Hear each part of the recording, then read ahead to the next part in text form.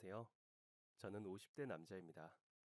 사람이 살면서 겪을 수 있는 가장 큰 슬픔 중에 하나를 꼽으라면 그건 역시 부모님의 죽음이 아닐까 합니다.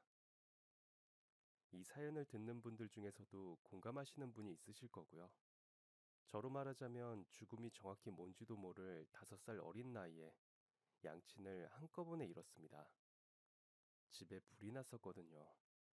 소방대가 아니었다면 저도 부모님과 함께 화마에 휩싸였을 테고 그러면 이런 글을 쓸 일도 없었겠죠. 친척집을 전전하며 중학교까지는 어떻게 마쳤습니다만 끝내 고등학교는 못 갔습니다. 그래도 저를 가장 오랫동안 돌봐주신 게 아버지의 오촌쯤 되는 분이었는데 미국으로 이민을 갔거든요. 떠나시면서 제게 당분간 쓰라며 돈을 주셨는데 지금으로 치면 30만 원쯤 될까요? 잠은 길에서 자고 배고픈 건 참아가며 한 달을 버텼습니다. 그때부터 지금까지 안 해본 일이 없었습니다. 그러다가 28 무렵 택배 일을 시작한 게 지금까지 왔죠. 그래도 가장 행복했던 일이라면 물론 아내를 만난 겁니다. 제 아내는 택배 회사의 경리였습니다. 아내는 저를 위해 처음으로 울어준 사람입니다. 저는 부모님의 얼굴이라도 기억하지만 선희는 어렸을 때 보육원에 버려졌다고 했습니다. 저희는 서로에게 가족이 되어주기로 했죠. 2년 만에 아들이 태어났고 어떤 힘든 일도 아내와 아들 찬성이만 있으면 다 극복할 수 있을 것 같았죠.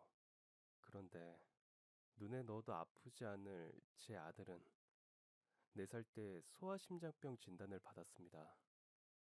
가뜩이나 눈물이 많아 걱정인 제 아내는 그날부터 울지 않는 날이 없었습니다. 병원비 때문에 전세 보증금까지 빼서 이사를 갔었죠.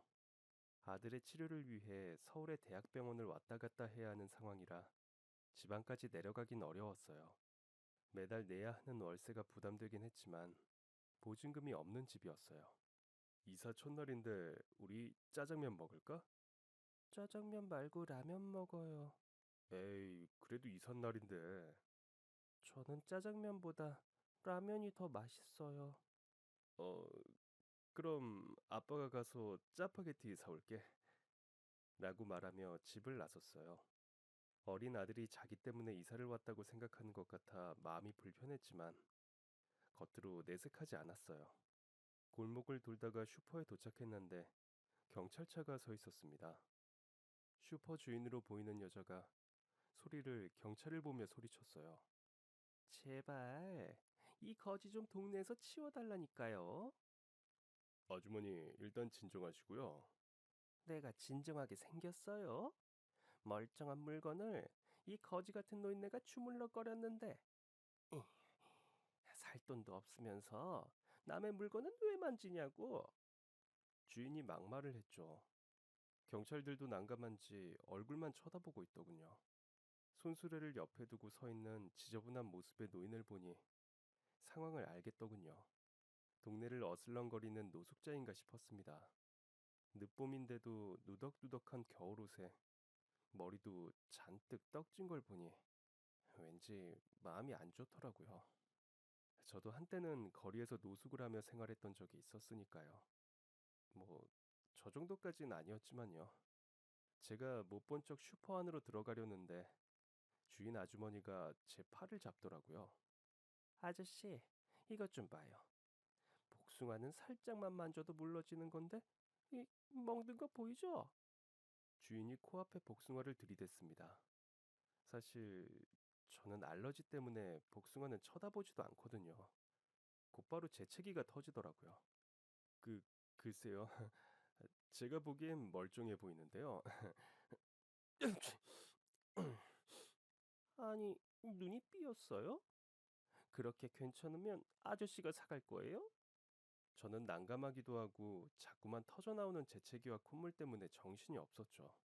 그 와중에 경찰도 제게 눈짓을 보내질 않나. 봐요. 이 아저씨도 안 사려고 하잖아요. 그러니까 내가 진작에 이런 거지는 동네에서 쫓아내야 한다고 그렇게 말했구만. 아, 빨리 안 잡아가고 뭐해요? 뭐 잘못한 게 있어야 잡아가죠. 아니, 잘못한 게 왜 없어요? 멀쩡한 물건을 못 팔게 해놨는데. 아휴, 이거 참. 일단 저희랑 가셔야겠어요. 그러면서 경찰이 노파에게 다가가더군요. 노파는 팔을 휘저으며 저항했어요. 저 그러지 마시고. 그래도 노파는 요지부동이었죠. 에라 모르겠다. 이사 첫날부터 액대만 다치자 생각했죠. 그 복숭아 제가 으치, 제가 살게요. 가장 반색한 건 경찰이었어요. 나중에 알았지만 슈퍼주인은 어떤 식으로든 노파를 동네에서 쫓아내고 싶었던 거였더라고요. 그런데 제가 나서서 알지도 못하고 지저분한 행색의 노파를 돕겠다고 하니 오히려 짜증을 내더라고요. 아니, 진짜 아저씨가 사려고? 아저씨가 뭔데? 그냥 라면 사러 왔다가 복숭아가 맛있어 보여서요. 거지가 만진 거라고 싸게 팔겠지 생각 말아요. 제가 다 받을 거니까. 그렇게 라면 두 봉지와 복숭아를 들고 슈퍼를 나왔죠. 방금 전까지 못 팔게 됐다며 뭐라 할 땐 얹주고 제 값을 다 받다니 억울한 기분이었죠. 노파가 저만 채 걸어가길래 얼른 뛰어가 복숭아를 내밀었죠. 아들은 복숭아 냄새만 맡아도 기관지가 부어오를 정도로 저보다 알러지가 심했거든요. 그러니 어차피 버릴 수도 없는 거 노파에게 줘야겠다 싶었던 거죠. 어차피 저는 먹지도 못해요. 가져가서 드세요. 저는 콧물을 훌쩍였어요. 노파는 대꾸 없이 손수레를 끌고 가더군요. 어쩔까 하다가 손수레에 복숭아를 싣고는 집 쪽으로 뛰어가며 말했어요. 괜찮으니까 가져가세요. 그게 노파와 첫 만남이었습니다. 일주일쯤 지났을까요? 밤늦은 시간 퇴근하는 길이었죠. 배가 너무 고파서 편의점에서 빵과 우유를 먹고 집에 들어가려고 했죠. 하루 종일 아들을 챙기느라 힘들었을 아내에게 그 늦은 시간에 밥을 차리게 하기가 미안했거든요. 편의점 앞에서 빵 포장을 뜯으려는데 슈퍼 앞에서 만났던 노파가 지나가는 게 보였습니다. 손수레에 가득 물건이 실려 있었는데 그건 옆구리가 터진 커다란 곰인형과 깨진 화분이었어요. 저런 걸 가져다가 어디에 쓰려는 거지? 생각하는데 노파가 갑자기 멈춰서더라고요. 뭘 하는 건가 가만히 보니 음식물 쓰레기통을 열고 그 안에 손을 넣는 겁니다. 설마 했는데 손이 입으로 향하는 걸 보고 저는 다른 생각을 떠올릴 겨를도 없이 노파에게 달려갔어요. 잠깐만요, 할머니. 저는 노파의 팔을 잡아당겼어요. 힘을 주고 버티는 노파 입에 묻은 찌꺼기를 소매로 닦아냈어요. 뭐 하시는 거예요? 아무리 배가 고프셔도 그렇지, 저걸. 노파는 제 말을 들은 척도 하지 않고 다시 쓰레기통 쪽으로 향했어요. 저는 일단 제가 먹으려고 산 빵과 우유를 노파의 손에 꼭 쥐어주었습니다. 배고프면 이거 드세요. 노파가 손을 빼려고 하더군요. 저는 더 꽉 잡고 놓아주지 않았어요. 나중에 어떻든 지금은 이거 그냥 드세요. 저는 빵과 우유를 노파의 꼬질꼬질한 잠바 주머니 안에 집어넣었습니다. 그 와중에도 노파는 끙 하는 신음소리조차 내지 않더군요. 말을 못하시는 건가 싶더군요. 저는 노파와 눈을 맞추고 손으로 빵 먹는 신용을 했죠. 그게 통했던 건지 노파는 그대로 골목 안으로 걸어갔어요. 다음 날 아내에게 노파와 있었던 일을 이야기해줬죠. 나도 본 적 있어요. 당신도? 어디서? 음, 찬성이랑 동네 구경이나 할 겸 같이 나갔다가요. 여름인데 덥겠다라고 찬성이가 그러더라고요. 겨울옷이 가장 먼저 눈에 들어왔던 모양이에요. 저도 신경이 쓰긴 마찬가지였죠. 제 형편이 좀 나았다면 노파를 도와줄 수도 있었을 텐데 생각했죠. 하긴 형편이 괜찮았으면 여기까지 이사를 왔겠나 싶기도 했고요. 지금은 우리 걱정만 하자고. 아 참, 오늘 찬성이 정기검진 날이지? 그렇긴 한데 병원비라면 걱정하지 말고 찬성이 상태가 이대로만 계속돼도 좋겠는데 심장 이식을 받을 때까지만 찬성이가 버텨주길 바라면서 저는 일단 출근을 했습니다. 그날 저녁 검사 때문에 하루 종일 지쳤을 아들을 생각하며 일찍 퇴근했어요. 잠들기 전 아들에게 약을 챙겨주던 때였죠.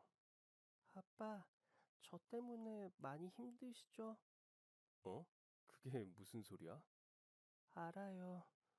저 때문에 아빠가 매일 늦게까지 일하시는 거, 이사도 저 때문에 온 거잖아요. 에이, 그런 거 아니야. 세상에는 우리보다 불쌍한 사람도 많겠죠? 많지. 그리고 아빠는 우리가 불쌍하다고 생각하지 않는데, 저는 최대한 밝게 아들의 말에 대답했습니다. 아들이 입을 삐죽거리더군요. 녀석이 할 말이 있을 때마다 하는 버릇이었습니다. 오늘 병원 다녀오는 길에 우리보다 훨씬 불쌍해 보이는 할머니를 봤는데 쓰레기통을 뒤지고 있었어요. 엄마는 어떤 아줌마랑 얘기하는 중이어서 못 봤는데 저는 봤어요. 아빠도 그 할머니 본 적 있어요? 그렇긴 한데 다른 어른들도 그걸 봤는데 가만히 있었어요. 왜 그런 거예요? 그건 할머니가 남의 도움 받는 걸 별로 안 좋아하는 걸 수도 있고, 일단 해줄 말이 그것밖에 안 떠오르더라고요. 그럼 아빠도 안 도와줄 거냐고 아들이 물었어요. 그러더니, 그럼 제가 도와주면 안 돼요? 라더군요. 한편으론 아들처럼 저도 노파를 돕고 싶었고요. 동네에선 노파를 두고 정신이 이상하고 더러운 노인이라고 손가락질했지만요. 다른 사람도 아니고 우리 아들 본부인데 아빠가 당연히 따라야지. 아들의 얼굴이 순식간에 환해지더군요. 그날 저녁, 없는 재료로 반찬 몇 가지와 단무지만 넣은 김밥을 들고 집을 나섰어요. 동네 사정을 훤히 안다는 슈퍼 주인에게 찾아가 노파가 지내는 곳을 물었죠. 그러자 곧바로 인상부터 쓰더군요. 아들 손에 들린 반찬통을 보더니 누가 누구 걱정을 하는 건지 모르겠네? 라며 핀잔을 주더군요. 제가 바카스를 한 박스 사며 사정하자 마지못해 집을 가르쳐 줬어요. 그 근처까지 가면 딱 봐도 이 집이구나 싶을 거니까 나한테 더 묻지 마요. 그게 무슨 말인지 슈퍼 주인이 가르쳐 준 길을 따라가면 갈수록 알겠더군요. 담장 밖까지 온갖 쓰레기가 산처럼 쌓여 있는 집, 온갖 지린내와 썩은 내가 진동하는 집. 말 그대로 쓰레기 집이었어요. 그 안에 눈에 익은 수레가 보였습니다. 안에 계세요? 일단 아들과 아내를 밖에 세워두고 저만 들어갔어요. 악취에 저도 모르게 숨을 삼켰죠. 할머니가 녹슨 쇠막대를 들고 뛰어나오셨어요. 저예요. 기억하시죠? 저를 알아보시긴 한 것 같았지만 여전히 경계하시는 것 같았죠. 제가 밖에 서 있는 아내와 손자를 가리켰어요. 아내랑 아들이요. 아들이 할머니께 뭘 드리고 싶다고 해서 같이 왔어요. 그 말을 듣고 아들이 마당 안으로 들어왔어요. 저는 아들을 붙잡고 싶었지만 아들이 괜찮다며 노파에게 가까이 다가서더군요. 노파가 오히려 주춤하며 뒤로 물러섰어요. 안녕하세요, 할머니. 제 이름은 오찬성이에요. 이거 할머니 드리려고 가져왔어요. 엄마랑 아빠랑 다 같이 만든 거예요. 플라스틱 통을 보더니 할머니가 손을 휘휘 저었어요. 저는 아들의 입과 코를 슬쩍 가려주었습니다. 그러자 아들이 제 손을 치우더군요. 괜찮아요. 병원 냄새보다 훨씬 나아요. 그 말에 노파가 아들의 얼굴을 빤히 쳐다보더군요. 그 모습을 보던 아내가 찬성이의 머리를 쓰다듬으며 말했어요. 워낙 눈물이 많은 사람인지라 찬성이 때문인지 노파의 집을 보고 충격을 받은 건지 벌써 눈물을 글썽이더군요. 워낙 어릴 때부터 병원에 다녀서 이런 소리를 하나 봐요. 이거 없는 재료지만 좀 만들어 왔어요. 다음에 또 가져다 드릴 테니까 상하기 전에 아끼지 말고 드세요. 찬성이가 반찬통을 내밀었습니다. 의외로 순순히 받으시더군요. 찬성이가 웃으며 다음에 또 오겠다고 말하자 처음으로 할머니가 반응을 보이셨죠. 고개를 끄덕이셨는데 얼핏 고맙네라고 말씀하신 것 같기도 했어요. 그날 이후 일주일에 한 번씩 저와 아내는 아들과 함께 쓰레기집을 방문했습니다. 아내와 아들 둘이서만 종종 가는 것 같아서 제가 혹시 모르니 그러지 말라고 했지만 소용없었어요. 저나 아내나 일가 친척 하나 없는 처지라 찬성이 입장에선 할머니가 생긴 느낌이었나 봅니다. 아내도 워낙 심성이 어리고 착한 사람이라 처음엔 찬성이가 노파와 가까이 하는 게 걱정이었던 모양이지만 이젠 반찬 말고도 더 도와줄 방법이 없을까 찾아보는 모양이었고요. 찬성이의 상태가 급격히 나빠진 건 가을에서 겨울로 넘어갈 무렵이었어요. 가볍게 시작한 기침이 낫질 않더군요. 결국 폐렴까지 진행되고 말았죠. 당장 병원에 입원을 했고 이내 산소호흡기까지 달았습니다. 아내는 병원에서 아들의 병간호를 하느라 떠나지 않았어요. 당연히 노파에게 반찬을 챙겨주는 것도 그만두게 됐고요. 그 와중에도 저는 먹고 살기 위해 아들의 병원비를 벌기 위해 더욱 악착같이 일해야 했죠. 퇴근도 병원으로 했을 정도고요. 노파에 대해선 떠오르지도 않을 만큼 아내나 저나 머릿속에 오로지 찬성이 생각뿐이었습니다. 입원한 지 보름이나 됐는데 찬성이 상태는 나날이 나빠져만 갔어요.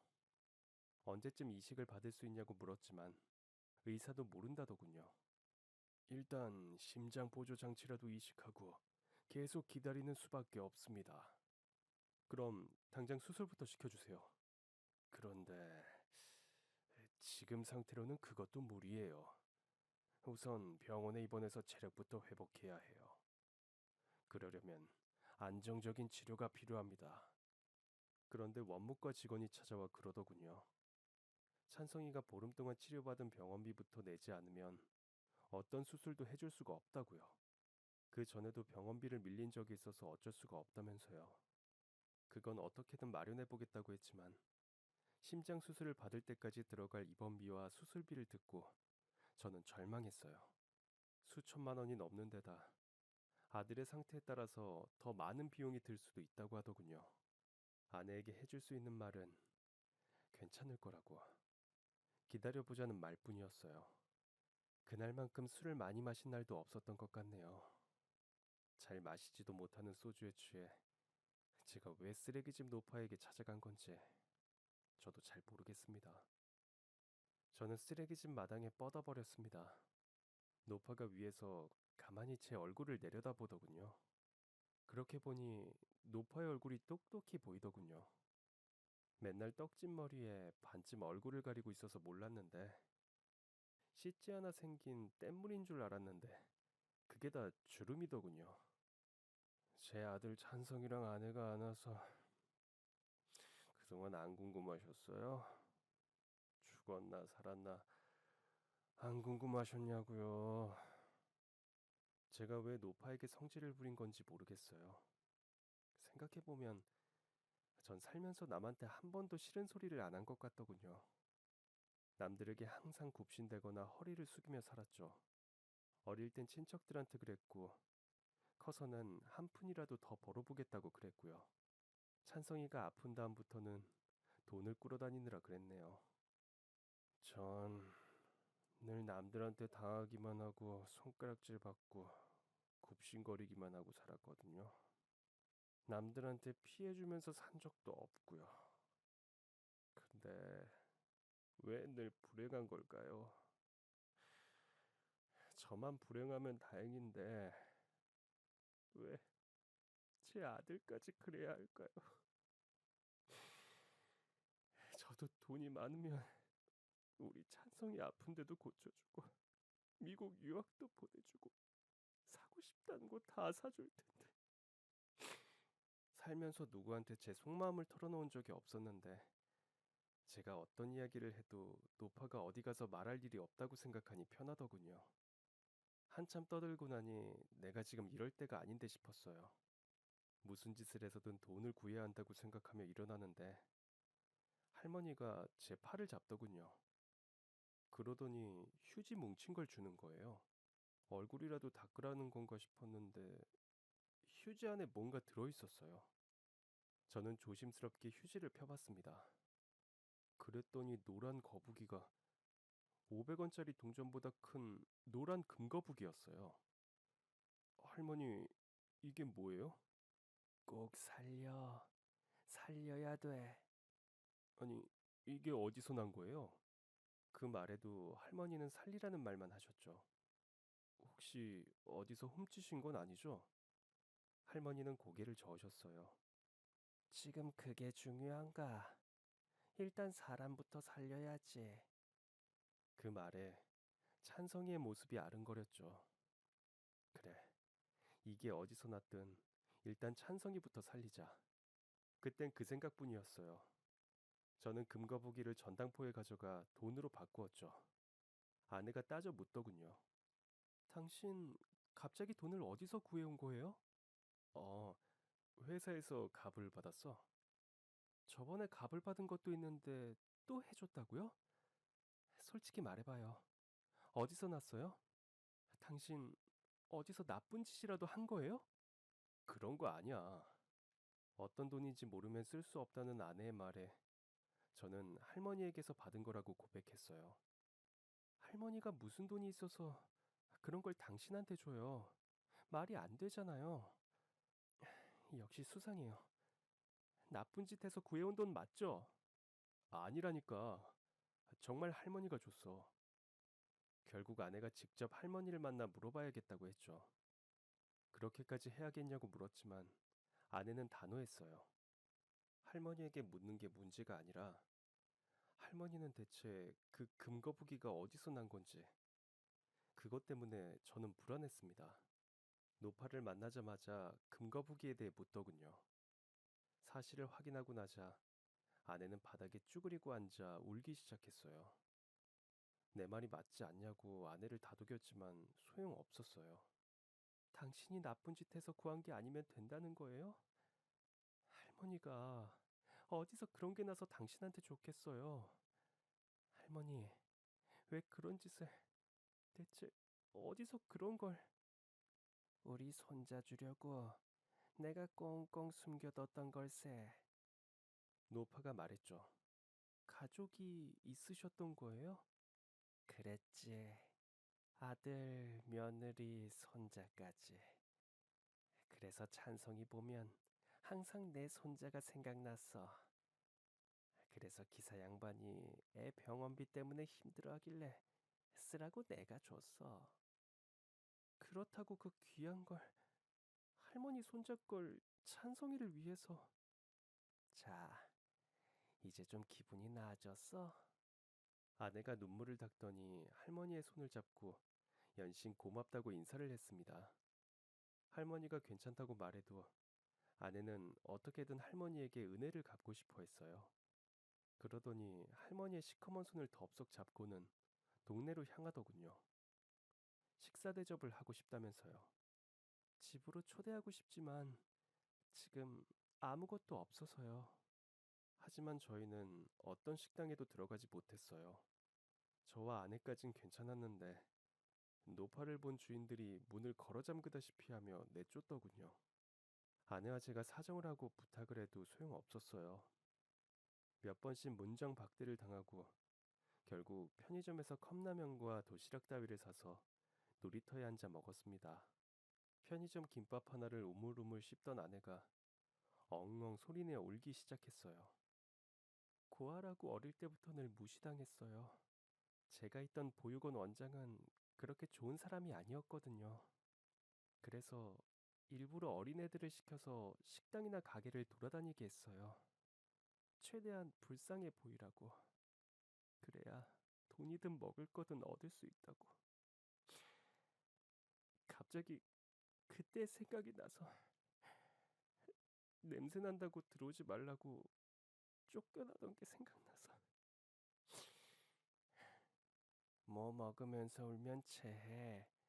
이것 좀 마시게. 아내는 할머니가 건넨 사이다를 조금 마시고 또 울더군요. 할머니는 아내의 등을 토닥이며 실컷 울라고 했어요. 실컷 울어야 마음이 풀린다고. 울어도 된다고 말이에요. 앞으로도 애 병원비가 꽤 들 텐데 어떻게 할 생각인가 그래.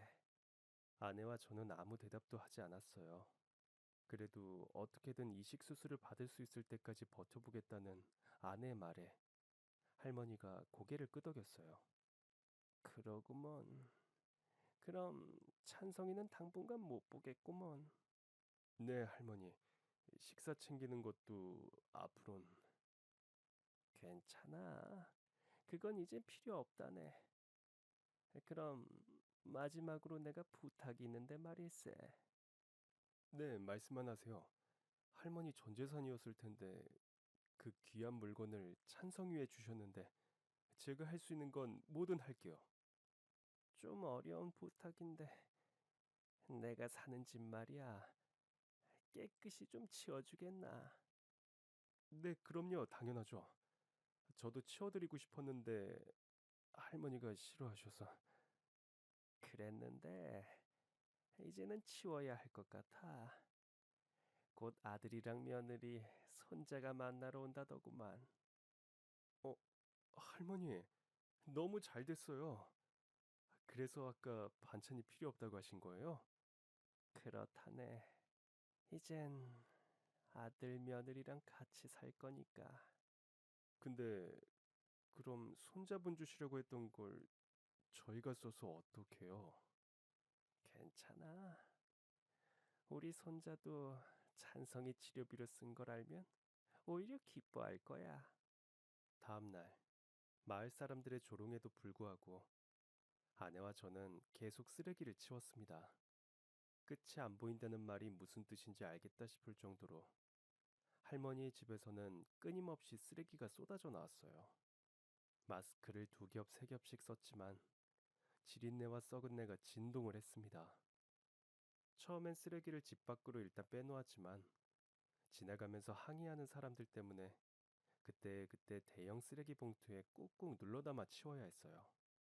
5만 원에 빌린 옹달차에 실어서 말입니다.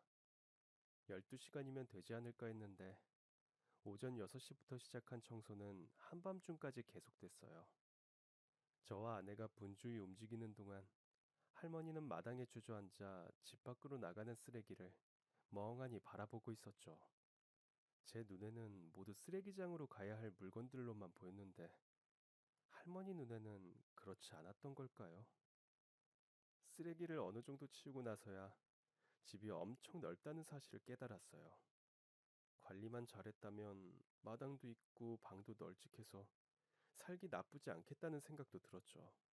곰팡이로 얼룩진 벽지는 새로 하고 썩은 나무 문틀 같은 건 손을 좀 봐야겠지만요. 다른 곳은 다 치웠고 이제 할머니 방만 치우면 돼요. 할머니는 저를 물끄러미 바라보시다가 고개를 끄덕이셨습니다.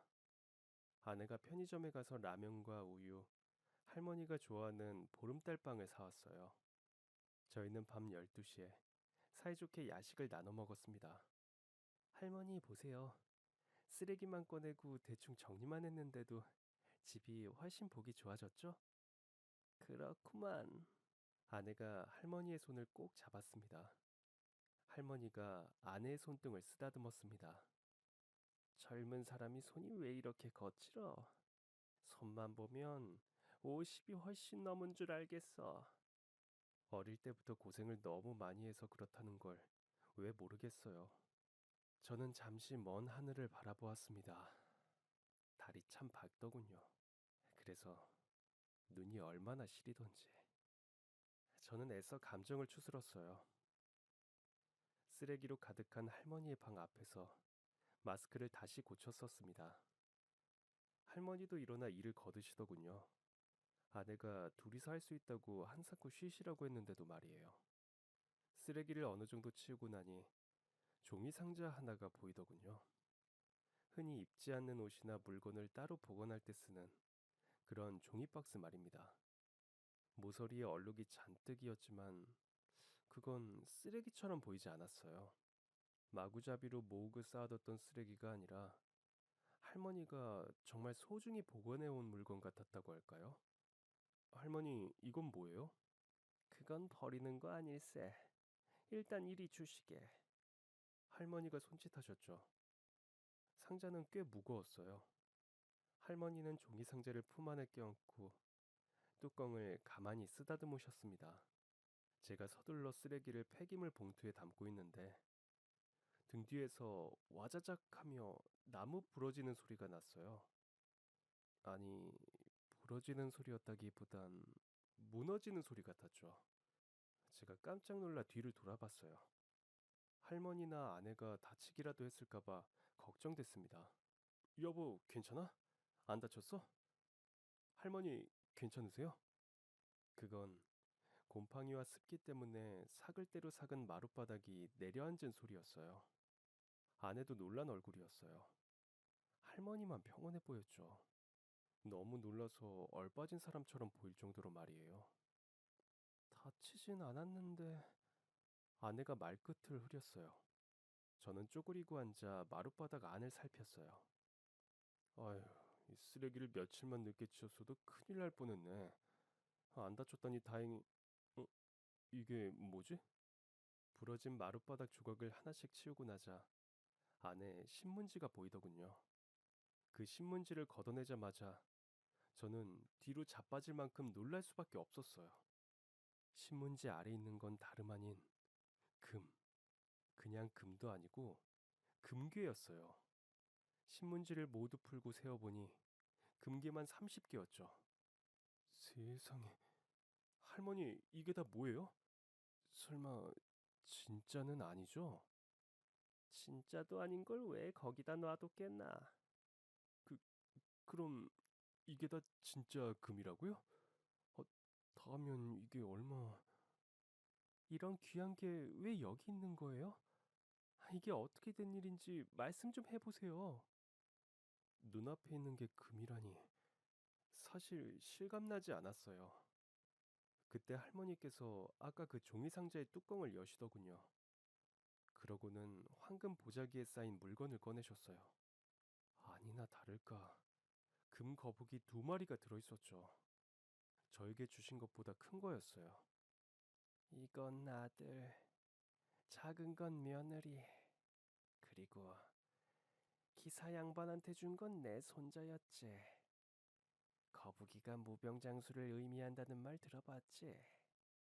이건 내가 애들이 건강하길 바라면서 사놓은 거야. 그렇군요. 아드님은 좋으시겠어요. 할머니가 이렇게 생각해 주시니까요. 자식이란 게 그런 거지.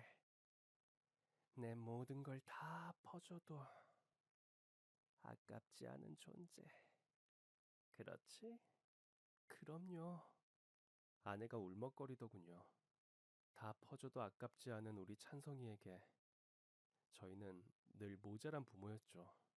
무슨 눈물이 그렇게 많은지. 내가 늘 기사 양반이랑 새댁 보면 우리 아들이랑 며느리 생각이 난다네. 줄 것도 없는 가난한 부모 밑에서 태어난 우리 찬성이 생각하면 늘 이렇게 눈물만 나오네요. 줄 게 왜 없나? 부모가 자식한테 물려줄 게 어디 돈뿐인가? 이런 귀한 걸 가지고 계시면서 그동안 이런 모습으로 사셨던 거예요? 저는 도저히 이해가 안 가요. 그렇겠지. 아마 다들 나한테 굽신대느라 바빴을 거야. 머리가 땅에 닿도록 조아리면서 말일세. 기사 양반 말처럼 무시도 안 당하고 말이야. 할머니는 잠시 생각에 잠기셨어요. 내 돈을 보고 나한테 굽신대는 사람들이 100명, 1000명 있으면 뭐하겠나. 내가 돈이 없다는 걸 알면 뒤도 안 돌아보고 떠날 사람들인데 속으론 자네가 망했으면 하고 바라는 사람들이라도 옆에 있으면 좋겠나. 그건 아니지만 그래도 저는 잘 이해가 안 가요. 쓰레기통까지 뒤져가면서 그렇게 사실 필요는 없으셨잖아요. 기사 양반은 내가 돈이 있다는 걸 알고 잘해줬던 건가? 하지만 이거면 저 같은 사람의 도움을 받지 않아도. 그러자 할머니는 액자를 꺼내 보여주셨어요. 할머니를 많이 닮은 남자의 사진이었죠. 남자의 아내로 보이는 여자가 갓난 아이를 안고 환하게 웃고 있었어요. 할머니를 많이 닮았네요. 말씀하셨던 아드님이신가 봐요. 새댁이 봐도 그런가? 나랑 많이 닮았어? 네, 길에서 마주쳐도 알아보겠는걸요.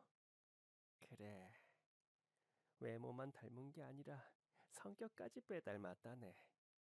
통이 커서 돈도 잘 쓰고 내 주변에 사람이 많았어. 아들은 10살 때부터 미국에서 컸어. 미국엔 누가 있었던 것도 아닌데 말이야. 어릴 땐 엄마가 곁에 있어줘야 한다지만 난 그렇게 생각 안 했거든.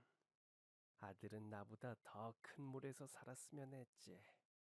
엄마한테 어리광 부릴 나이였지만 난 그걸 일절 받아주지 않았어. 어릴 때부터 강하게 커야 성공한다고 믿었거든. 사람들이 나한테 모성이라곤 눈꽃만큼도 없는 여자라고 손가락질해도 그게 다 아들을 위하는 거라고 믿었던 거지. 사실은 내 욕심이었는데 말이야. 사람들한테 남편 없이도 아들 하나 기가 막히게 잘 키웠다. 그 말을 꼭 듣고 싶었던 거야. 그럼 남편분이랑은 이혼했어. 내가 돈만 보고 산다고 돈귀신이라는 말도 했어. 남편이 벌어다 주는 돈으로 일수놀이까지 하니까 진절머리를 치더군. 기사 양반, 복부인이라는 말 들어봤나? 저는 고개를 끄덕였습니다. 강남 개발이 되면서 부동산으로 큰 돈을 번 사람들을 그렇게 부르는 걸 알고 있었지만 할머니가 바로 그 복부인이었다니 솔직히 상상이 되지 않았어요. 남편은 날 이해 못했고 나는 남편을 이해 못했지. 자기가 무능한 걸 나한테 화풀이하는 거라고 생각했어. 나 같은 마누라면 떠받들고 살아야지. 어디서 큰 소리냐 그랬지. 거의 매일 싸웠어. 그때 한참 말을 하던 할머니가 기침을 했죠. 제가 물을 떠올 때까지도 할머니의 기침은 멈추질 않았고요. 할머니는 주머니에서 처음 보는 약병을 꺼냈어요. 그건 뭐예요? 어디가 안 좋으신 거예요? 지은 죄가 많은 사람 아니겠나. 이제 저 위에서 데리고 가시려는 게지. 그런 말씀이 어딨어요. 치료받으시면 되죠. 병원에서 그러더라고. 더 이상 방법이 없다고. 네? 이렇게 돈이 많으신데 치료 받으시면 나으실 수 있을 거예요. 아내의 말에 할머니가 고개를 저었어요. 그러더니 바닥에 놓인 금거북이를 아내의 손에 쥐어주셨죠. 돈으로 고칠 수 있는 병이 있고 없는 병이 있어. 나는 고칠 수 없지만 찬성이는 고칠 수 있잖아. 그러니까 이것들 다 가지고 가서 치료비로 써. 어차피 나한테는 전부 필요 없는 것들이야. 금괴를 발견했을 때보다 더 놀랐죠. 피 한 방울 섞이지 않은 남인 저희에게 이렇게 많은 금괴를 선뜻 내어주신다니요. 말도 안 되는 일이었죠. 미국에 아드님이 계신다면서요. 아직 아들에게도 알리지 않은 거죠? 저한테 아드님 전화번호 주세요. 제가 대신 연락해 드릴게요. 죽었어. 10년 전에. 네? 그게 무슨 말씀이세요? 할머니가 액자 속 아들의 얼굴을 손으로 문지르셨어요. 이혼을 하고 나서 알았어. 내 뱃속에 애가 들어선 걸. 그래도 난 돈이 있으니까 혼자서 키울 거다 그렇게 생각한 거야. 이혼하고 나서 지금까지 남편을 딱 한 번 봤는데 그게 어딘 줄 알아? 우리 아들 장례식장이었지. 그럼 아들이 데리고 올 거란 말이... 그래. 먼저 간 아들이 나를 데리러 이제 곧 올 거야. 며느리랑 손자랑 같이 말이야. 아들이 저 세상에서 나를 만나면 반갑게 맞아줬으면 좋겠는데. 날 원망이나 하지 않을지 모르겠구만. 어쩌다 돌아가신 건지. 다 내 탓이야. 괜히 미국에 보내서 그래. 난 그냥 미국에서 큰 사업하고 성공한 줄 알았는데 도박이랑 약에 손을 댔다더군. 결국 사업도 말아먹고 감옥까지 가게 생기니까 자기 손으로 자식이랑 아내를 그만. 아내가 할머니를 와락 끌어안았어요. 두 사람은 울면서 서로의 등을 쓰다듬으며 위로했어요. 장례식장에서 나를 본 사람들이 그랬어. 돈에 미쳐 살더니 아들을 망쳤다고. 어차피 돈만 보고 사는 사람인데 아들이 죽었다고 눈이나 깜짝하겠냐고 말이야. 나한테 죽은 아들 노릇을 대신하겠다고 한 사람도 있었지만 그 사람들도 다 내 돈 때문에 그러는 거였지. 왜 할머니가 이 많은 금괴를 가지고도 초라하게 살았는지 어렴풋이 알 것 같았어요. 저에게 돈과 가족 중 하나를 선택하라면 당연히 가족이었죠. 할머니의 사연을 들으니 아내와 아들이 제게 있는 게 얼마나 다행인지 새삼 느꼈어요. 기사 양반이랑 새댁이 아들을 챙기는 거 보면 난 왜 저렇게 못했나 싶어. 돈이 없어도 날 사람 대접 받을 수 있다는 걸 알려줘서 고맙네. 죽기 전에 내가 진짜 사람 대접을 받고 가는구먼. 이건 그 보답이야. 난 돈 때문에 아들을 죽였지만 자네는 아들을 살려야지. 고맙습니다. 정말 고맙습니다. 이 은혜 잊지 않을게요. 저희가 끝까지 모시게 해주세요. 찬성이가 돈 걱정 없이 치료를 받고 심장 이식을 받아 지금까지 건강하게 지낼 수 있는 건 할머니 덕분입니다. 할머니도 치료를 받고 오래오래 사셨다면 좋았을 텐데 1년 후 결국 그렇게 만나고 싶어 하던 아들의 곁으로 가셨습니다. 그게 벌써 15년 전의 일이군요. 아빠라고 묻던 아들이 어느새 훌쩍 커서 다음 달이면 입대를 합니다. 심장 때문에 가지 않아도 될 군대를 아들은 굳이 가겠다고 나서네요. 매일매일 저와 제 아내, 아들의 생명을 구해준 할머니를 떠올리지만 오늘은 유난히 더 생각이 나는군요. 오늘은 할머니의 기일이거든요. 부엌에서 할머니의 제사를 준비하는 아내는 이제 할머니를 친정 엄마라고 생각한답니다. 할머니가 돌아가실 때 손을 잡아주었던 사람도 제 아내였고요. 저희가 제사상에 잊지 않고 꼭 올리는 게 있는데 그게 뭔지 상상이 가실까요? 바로 3마리 금거북이입니다. 전당포에 맡긴 새끼 금거북이는 물론 찾아왔죠. 그건 평생 지방 가보로 물려줄 생각입니다. 3마리의 금거북이는 억만금을 줘도 팔 수 없는 할머니의 사랑이